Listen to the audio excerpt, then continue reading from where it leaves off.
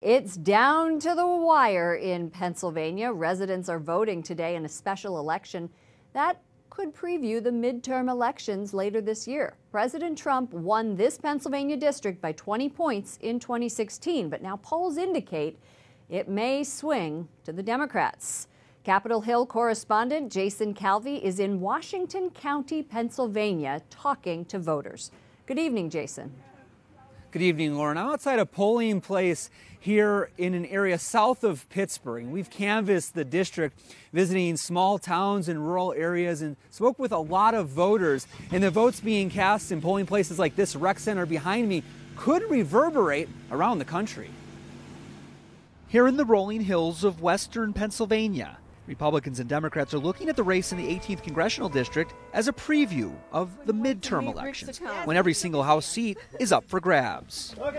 Republican Rick Saccone is a 60-year-old Air Force veteran turned state lawmaker and college instructor. Are you going to win? For coming out. Are you winning? Absolutely, we're going to win. Get out the vote. Democrat Connor Lamb is a 33-year-old Marine vet who's casting himself as a moderate. I think it says a lot about Democratic enthusiasm around here.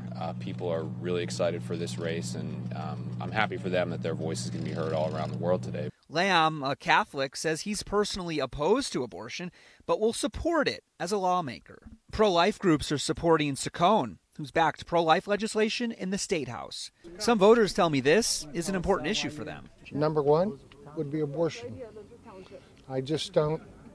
I don't see how anybody, especially myself, a Christian, could support any candidate that believes in abortion.